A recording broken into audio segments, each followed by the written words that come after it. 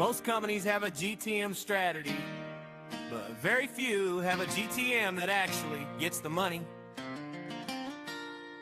If your go-to-market feels like a series of broken spreadsheets and missed targets, it's time for a system update.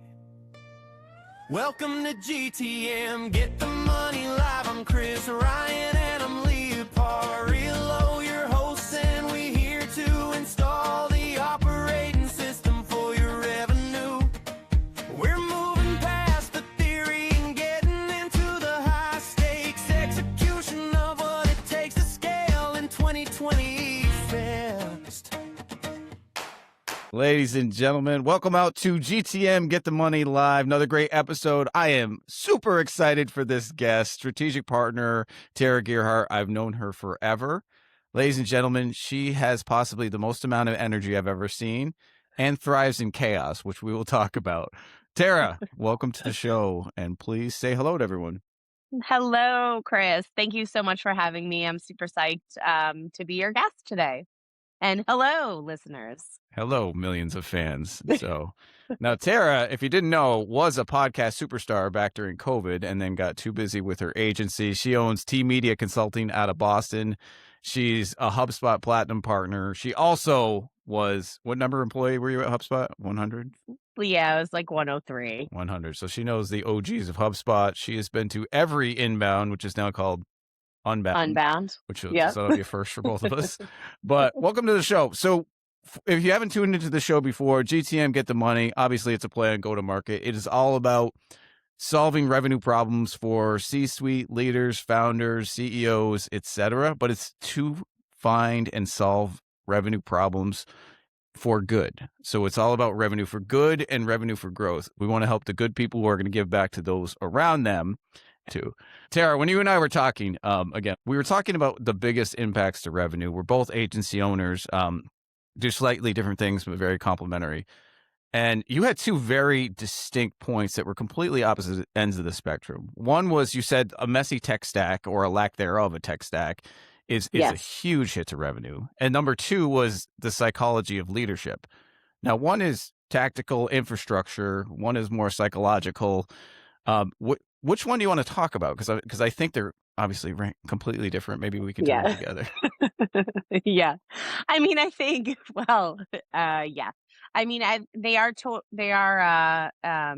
different ends of the spectrum, but I think it is really important when you're looking at working with any kind of company that you're really, in order to get them to grow, you have to understand the inner workings of the leadership team, and obviously how they're going to motivate their sales team to execute on the strategies that you set forth.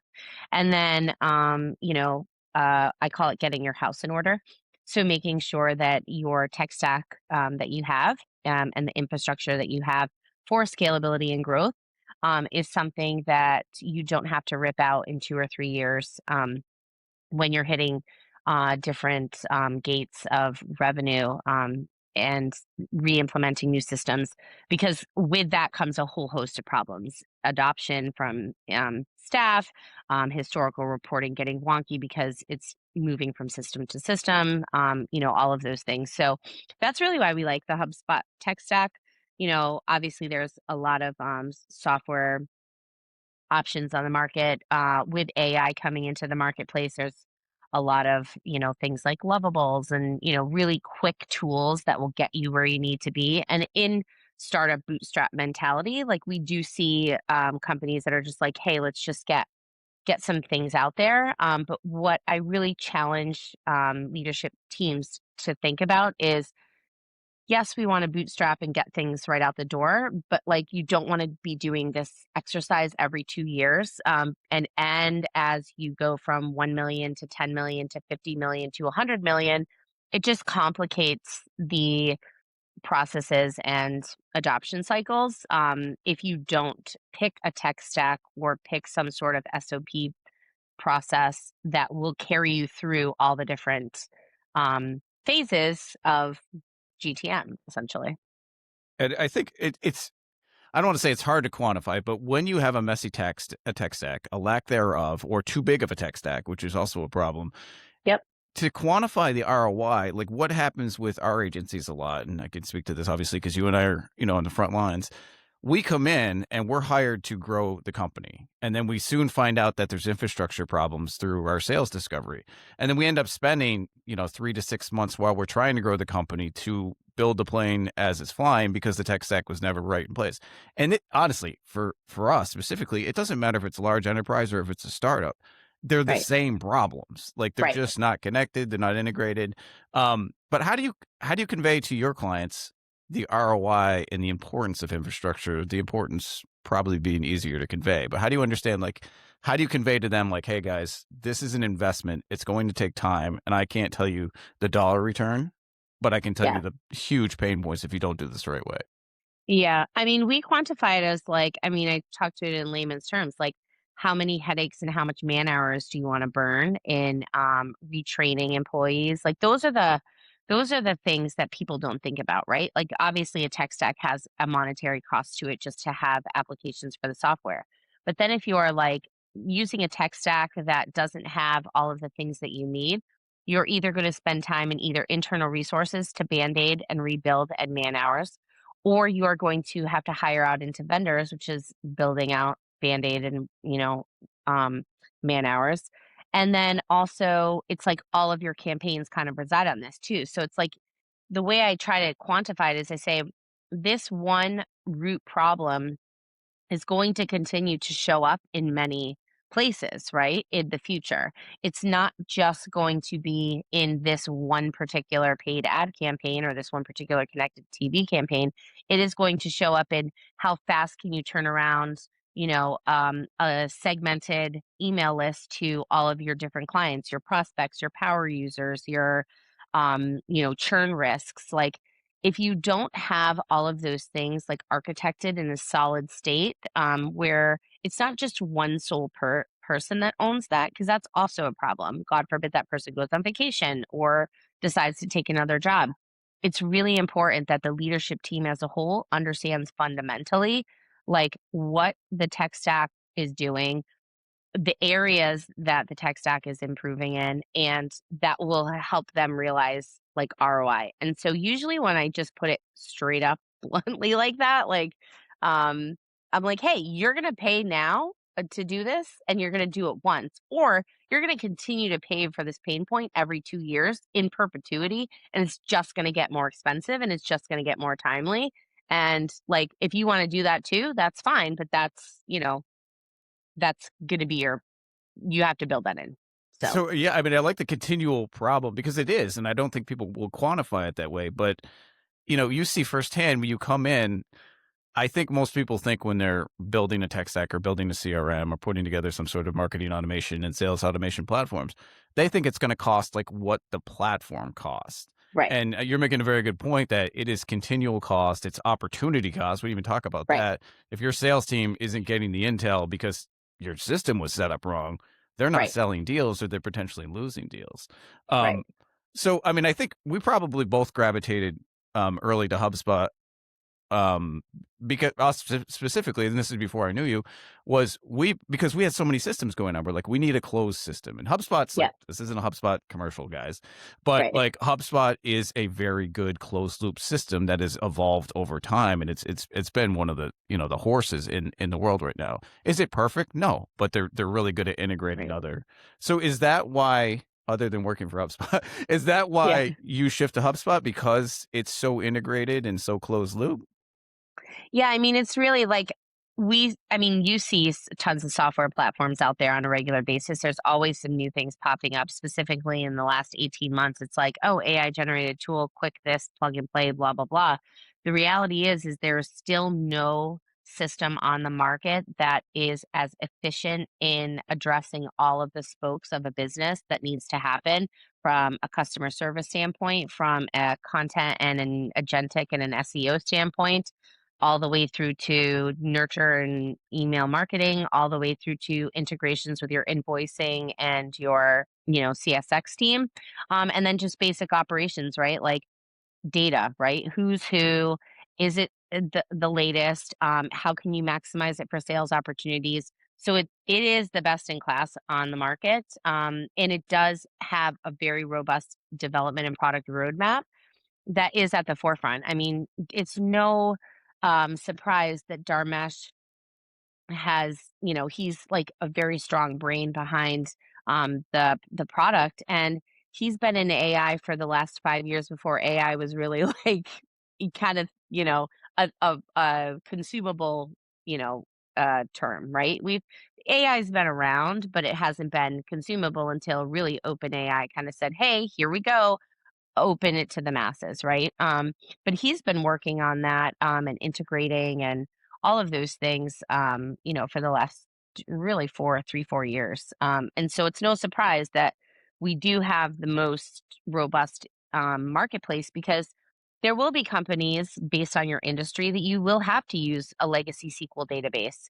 or you will have to use some sort of super robust, like invoicing, or EHR in the health space, or a LIMS, platform, or something like that. And so, based on your industry, there will be point solution specific things that you will still need to do. However, to unify as much of the 10 or 12 kind of point solution tech stacks that you could have a HubSpot and a versus just a HubSpot, or just a legacy system and then 9 other systems, right?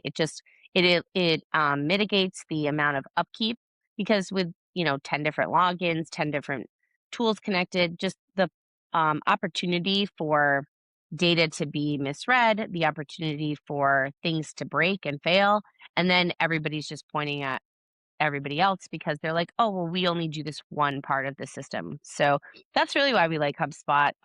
Obviously, it's a great tool, but also it still is seemingly the only one on the markets that's addressing all areas of how a business really needs to grow in the landscape today. And you and I talk about this all the time. Like HubSpot is not good because the tool is good. It's good No, it's the because of the people people behind it. behind it. Yeah. So like Dharmesh, like Yes. if you don't know who he is, he's the funniest guy ever.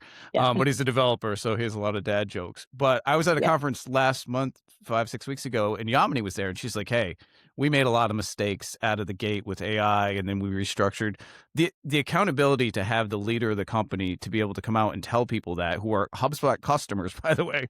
Right. I just think that goes to the testament of the platform, as opposed to, and not picking on AI, but it's a good parallel that you made. People are just, let's try this tool, and they have no idea of what's happening Right. behind the scenes. And Or how to maintain it. Like, oh yeah, that's the other problem, is like once you put something in, it's like, who is knowing how to even maintain it, where you go, how to optimize it? Like, it's just, there's so much uncharted territory right now that, like, people are just, they think it's a quick win, and then they realize, oh shit, now I need 2 people to help me undo this, and you're back to, you know, yeah. a broken house. So not again, it sounds like this is a HubSpot plug, but we just Yeah. like HubSpot a lot, guys. Like HubSpot Yeah. works with Salesforce. We have lots of clients that do that, as well. But I want to stress the importance of like, yay, HubSpot's a good company, whatever, take it or leave it. I don't care if you believe me. But the fact that people like you can come in and build this the right way, because more often than not, like somebody at this stage of the game, hopefully they're using the CRM, but you can come in and like fix what they've done because they don't Right. know any better. It's not their fault. They're just trying to build it as they go, Yeah. or build it from scratch and build it the right way. But when you get HubSpot set up and things are firing in the right way, everything increases exponentially. 100%. Yeah. Yeah. So, And it moves up. Yeah. And like we do a fair amount of cleanup. Like, again, we were early adapters into the partner program getting built out. We've seen pretty much every iteration of the HubSpot platform, even before we acquired Performable, which was how that turned us into an email marketing. We started off as like a keyword and a blogging tool, right? Right. Focusing on just inbound. And the platform has just evolved so much from there. But again, HubSpot or not, the takeaway from that is that you just need to have some sort of comprehensive system that is going to meet your needs today, and is going to scale in 5 to 10 years with you, so that you don't have to rip out systems, re-implement, and then retrain. There is a significant amount of time lost. It also increases employee frustration. Again, the other part to building that house is really understanding people's psychology.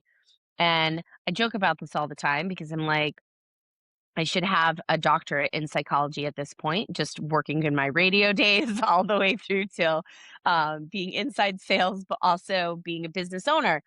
A lot of things that come down at the end of the day are what motivates that person, what's going to get that person to actually move to due to a point of inflection of like you are either agreeing on a strategy or you're not, right?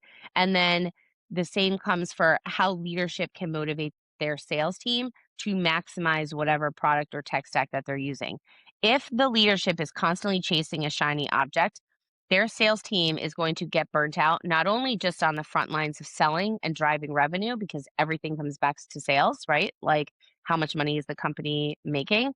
Um, but they will also be like, why every 2 years are you making me learn a brand new system for a way to do my job?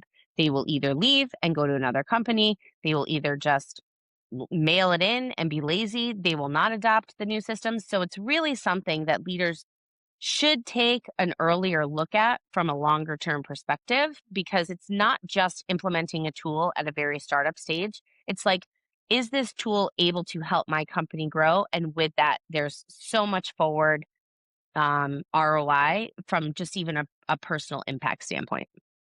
You made a segue perfectly to the psychology of leadership. I like how you applied it to tech stack specifically, because you're right. And it's hard for visionaries to not try to go for the next best thing. Like, the carrot's there for a reason, because they see an opportunity that it's going to provide success. But you're right. There's a huge risk of hurting your bottom line, hurting your top line if you Right. do this the wrong way. So let's talk about the psychology of leadership, because we've worked with all sorts of leaders. I think a lot of them, us including, are always looking for a cutting edge.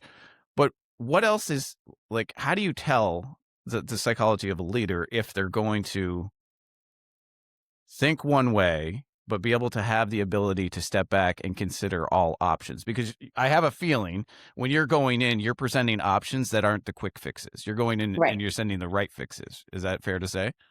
Yes. Yeah. I mean, I always like to do, I'll call it like two-prong approach. Here's your short-term things that you need to fix. This is the pathway there. But in parallel, you always need to be building your long-term phase, and the things that like cross are the things that should be looked at with extra care. Things like what systems and SOPs are you implementing, who's your people that you're putting in the right place to execute really key initiatives, specifically as a startup grows. A lot of startups will get to a point of 2 to 3 years in, and then they'll realize like their CFO, especially if they want to raise funds or get acquired or enter into a new arena, they realize that their CFO is actually maxed out and doesn't have that actual experience to transition to investor decks and capital raises and all of those things, right? And so, sometimes it's the people that got you to, this tier aren't going to get you to, to that first 5 million, aren't going to get you to 50 million, right? And so really understanding gaps in your leadership and really understanding how you can grow with the right people in the right seats early on, and then also through to the future. And honestly, I wish I could say that there is some sort of rubric, but it's until you put those stressor points, like till you put those people, meaning like the founders or key executives in the leadership, into that kind of pressure cooker situation of their backs against the wall and they have to make a decision. And this will be a pivotal decision for the business trajectory for, 1 to 2 year plan, is like, how are they going to react? And so we often don't see the true colors of a founder, right? Because founders are very often very charismatic. They're passionate. They love their product. Like, there's a lot of times where we'll go through 3 or 4 months in an initial engagement because everything at the beginning is really nice. We're talking strategy. We're talking um, why the product was developed, who is, addressing it in the market, the overall place that's fitting in the market. and everything is really going great. And then all of a sudden something gets fucked up, right? Like in an app development, the original developers that are developing it are actually holding your app hostage, right? And you have IP lacking now. There's no company that's going to go through a capital raise unless you own your IP, right? Or on the converse is you started at a hockey stick growth, but now market something out of your control, market changes, and you need to pivot, right? So that you can kind of continue on that trajectory. You either need to cut costs internally, or you need to change pricing structure, or you need to, work on churn or whatever. And it's oftentimes until there is like a real high pressure cooking situation of like them being like, oh shit, what do I do now? Their true colors will come out and they will show, are they adoptable? Are they coachable? Are they just going to set everything on fire and pray for forgiveness? Like it's kind of the options we've seen. And I'm glad you said coachable, because that's exactly what I was thinking. Because you just touched upon, we could unpack what you just said for a week, because you touched upon like the different evolutions of the business. You can't run the same playbook for where the business is today. You may not have the right people that will continue moving you forward for your next evolution of growth. But when it comes down to leadership, and it's not just she or he, whoever's at the top of the company, it's the entire team, right? You cannot have toxic people. We've talked about that on the show multiple times from multiple different people. But I think, again, just to echo what you're saying, working with leaders who have an open mind, like Yamini's a good example. I already said it earlier. She said, you know what? Like, we thought it was the right decision at the time, and we found out it wasn't, and then we're going to do better. And we're pivoting. Yeah. Right. And I don't think there's the large majority of heads of companies are open to doing that. If they were, you wouldn't see so many CEOs getting chopped left and right and getting switched out. It's not because they had a bad strategy. Sometimes it is. But it's more about like there's something that they're unwilling to be accountable for. The people that dig deep and will really say, you know what, like I screwed up, guys. I thought this was the right decision, because at the end of the day. Well, it's accountability and vulnerability, right? And I was going to say, and oftentimes our founders and leaders, I mean, we still are in a very male-dominated industry where we have 80% of, or even higher probably, of new companies that are popping up that are men-led, and majority of leadership team is male-dominated, right? And there's folks like Emma Grede, that's like, she's trying to break that mold. She's trying to really empower women from a business standpoint. But it's Brene Brown, be a little bit vulnerable, let your ego to the side. And oftentimes there's leaders that just cannot do that, right? Like this is their brainchild, this is their passion, and they know what's best. And, they'll run it to a certain point, but then also equally, they will just burn it to the ground, and then that will be the end of that. So it's hard to watch sometimes, because you're just like, this could be so great if you just, was a little bit more moldable or coachable. So, you and I have seen this firsthand where it's, they have a great product, they have a great service, they have a great team. And, there's one poison pill maybe that's up there. This isn't us complaining about our clients. It's the reality of like the personality behind who's running the company. And sometimes when it's time to scale, more often than not, like sometimes the head of the company is not necessarily the best head of the company for continued growth.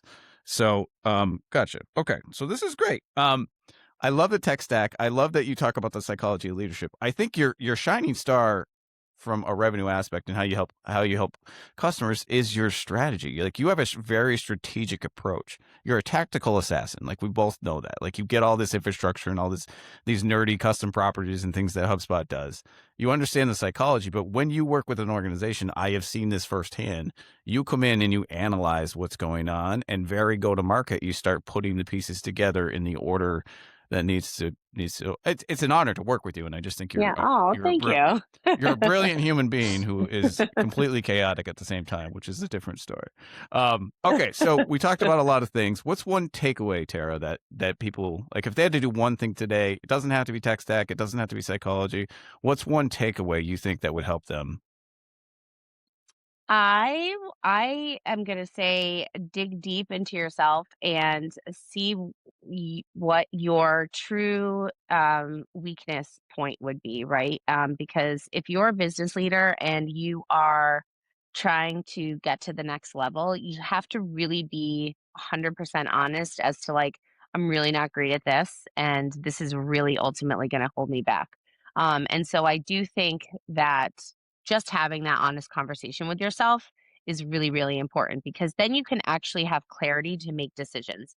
If you are not in a reality state of where your business is or what your leadership style is, or, you're just trying to follow along because some book told you that this is what you should be doing.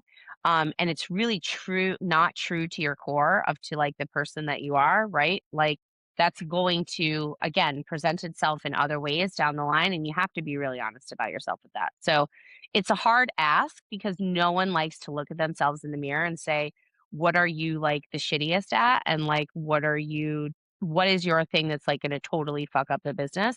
But like you have to be completely honest with yourself and say, I'm really bad at this. And this will really hinder our growth.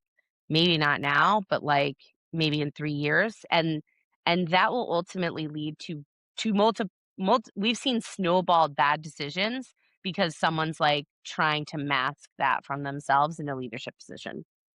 I feel very good about myself because I'm very shitty at a lot of things, and I know that.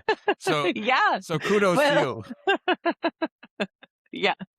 But I do. It's interesting. You went to the mode of like, be introspective, look at yourself, and figure out what's going on. Because honestly, like if you can't figure out where your weaknesses then are, what decision? You're not going to hire a good vendor. You're not going to pick a great tech stack. You're going to overspend on things that you're not going to need. You are going to get talked into because if you don't actually really start with that core pillar, then you're going to just be like floating around, and there's good fucking luck at that point. So GFL. All right. Yeah. Exactly. We've run out of beeps, ladies and gentlemen, so we're just going to let so sorry. All right. In the GFL standpoint, we always have a mystery question. If you haven't seen the show before, A, it's really fun. But B, we always do a mystery question that we don't talk about with the guests. So me and me.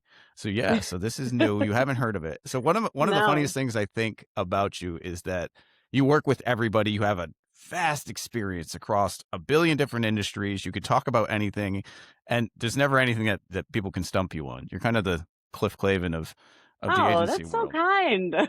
You might even be too young for Cliff Clavin, but for me, it makes sense.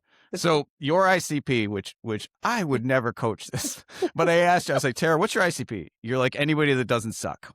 I said, okay. Yeah. I said, that is a fundamental component, I think, of any good ICP, but that's really your jam, is anyone that doesn't suck. So let's tie this back to our conversations. So since you're a HubSpot automation expert, let's figure out how we identify anyone that doesn't suck or someone that doesn't suck. Let's say you have the ability to create a HubSpot workflow that automatically disqualifies someone. What behavior or action would trigger that workflow? I would say, how kind are you to the people on the way up that you see on the way down? Like, are you willing to literally get your hands dirty? Because multiple managers in multiple jobs, and I have held many jobs throughout my life. And you have to be willing to clean the toilets, even though you're the restaurant owner, and you have to be willing to do the really, really hard tasks. And so if someone comes with like an elitist and unkind mentality, like you're off the island. Goodbye. Like, because again, it comes back to life's too short to work with people that suck. Life's too short to try to like convince people that you know what you're doing, right? And so like for all of those reasons, if you're a good person and you need help, like we'll work with you and we'll figure it out. We'll make a way. And then obviously if you are like community driven too, like that's one of our missions, like Six and T Media. And really any company that we work with, we always give back to our community, because the community around us are also the people that are giving us referrals. They are recommending us, and you know, they're growing in our business. So that would be my workflow, is like, do Kindness. you have like a massive ego, and can you check it at the door? And if you can't, then like, we're not the fit for you. There's many other agencies out there that can help you with your problem, but I would just say you probably want to go to a therapist for that. So it's a lot of psychology we've talked about, but to your point, yeah. it is kind of the mantra of how we work together. Our company is like, it is revenue for good, revenue for growth. You can make a lot of money, which is why you're doing this, ladies and gentlemen. If you're an entrepreneur, and help those around you, help your community, help your family, help whomever, you know, but you still need to solve the revenue problem. Just make sure you're a good person. Well, Tara's going to make $1 billion on this kindness trigger. We'll roll it out later. We'll come up with a name next show. But Tara, I was going to say, where can people find you? Do you want them to go to your site? LinkedIn? Yeah, you can come. Yeah, you can find me. The letter T, and then mediaconsulting.com is our website. Social handles link out from there. You can find me on LinkedIn, Tara Gearhart, Gearhart. And holler. I can't wait to talk with you. Thank you so much for listening. Chris, thank you so much for having me on your show. And until next time. I'm very excited. Thank you again. This is a great show. I told you this was going to be high energy, ladies and gentlemen. This has been GTM Get the Money Live. We will see you next week. Holler. We go